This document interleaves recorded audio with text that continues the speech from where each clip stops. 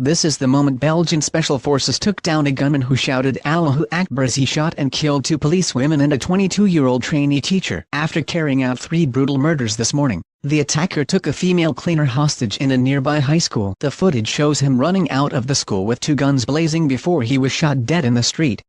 Several officers were injured in the gun battle. The man, who is understood to have been on a day release from a nearby prison, had approached the female officers at around 10:30 am, slashed their throats and stabbed them several times from behind, before disarming them. A lawmaker tonight revealed Belgian national Herman was on an anti-terror police watch list after being radicalized in jail. He has been named as 36-year-old Benjamin Herman. He appeared indirectly in security reports on radicalized people and was a multiple repeat offender incarcerated since 2003 who was on day release when he attacked. His victims had been named as police officers Lucille Garcia, 45, and Soraya Belkacemi, 53, and 22-year-old Cyril Vangriken, who was shot dead sitting in a parked car with his mother. 4 other officers were wounded in the attack, one of them seriously with a severed femoral artery. Federal prosecutors said they had launched a terror investigation into the incident, which comes as Belgium remains on high alert after a string of attacks including twin suicide bombings in Brussels in 2016 claimed by the Islamic State group. The police chief in Liege, Christian Boper, has since said the motive of the attacker was to target the police, although it is not clear how police had come to this conclusion. According to Belgian broadcaster RTBF, Herman was a violent drug dealer with additional convictions for both robbery and assault, who had been let out on day release from a local prison on Monday. RTBF claimed investigators are looking into whether he had converted to Islam, with sources within the prison service saying he had been close to radicalized inmates and had wanted to carry out attacks when released. The National Crisis Center, on high alert since Islamic State attacks, said it had not raised its alert level, an indication the man was acting alone and so follow-up attacks are not expected. A source close to the investigation telling AFP that he was on a watch list earlier today. He is suspected of having been radicalized. In prison, he has been reported or presumed to be belonging to the entourage of an Islamist recruiter, the source said on condition of anonymity. Paris Match magazine revealed the Quran and prayer rug were found during a search of his cell, and tonight a Belgian lawmaker said the attacker was on an anti-terrorist police watch list after being radicalized in jail. Earlier today reports claimed Herman had been granted several hours of leave from prison to seek work, but Justice Minister Koen Geens has revealed Herman was on 2-day leave from prison as of Monday. Geens described him as a multiple repeat offender who had been incarcerated since 2003. He told the National Security Council the perpetrator was on his 14th 2-day release breaks after a successful 13. He said it was difficult to predict the violence because of previous leaves that had gone well. The bout of 2-day breaks follow 11 one-day release permits, according to news site DH. Herman, a Belgian national, had been meant to be heading to his hometown of Rochefort, 40 miles from Liege, despite prison officers saying he was still extremely violent.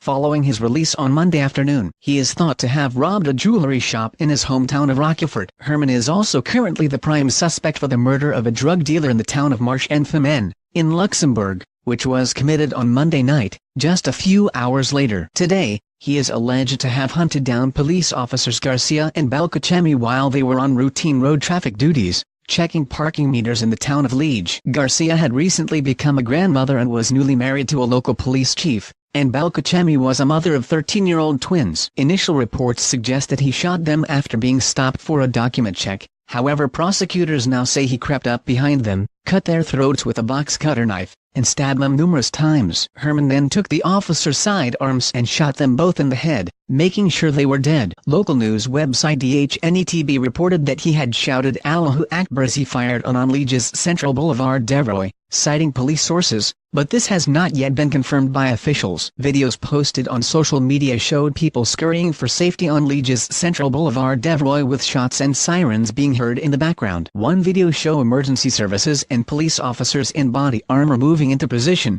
another sees the 2 police officers shot dead in the street. The Liege victims, 22-year-old man was shot dead as he sat next to his mother. One officer was newly married to a police chief and the other was mother of twins. The victims of the suspected terror attack in Belgium had been revealed as a 22-year-old trainee teacher killed in front of his mother. This afternoon the 2 police officers were named as Lucille Garcia, 45, from Herven, Belgium's Verviers region, and her 53-year-old colleague Soraya Belkacemi, a newly married police officer and a mother of twins. Garcia had only married a month ago to a local police commissioner, Patrick Hagelstein, and had recently become a grandmother, something she was very proud of. She had been touched by tragedy 10 years ago when a 21-year-old family member had lost his life in a road accident.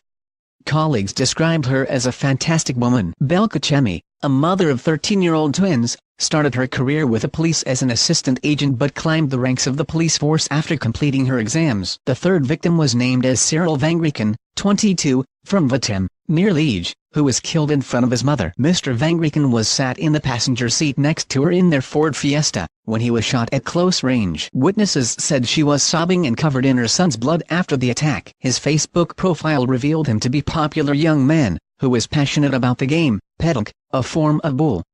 How the Liege attack played out minutes later. Anti-terrorist special forces police could be seen surrounding the area, which went into lockdown.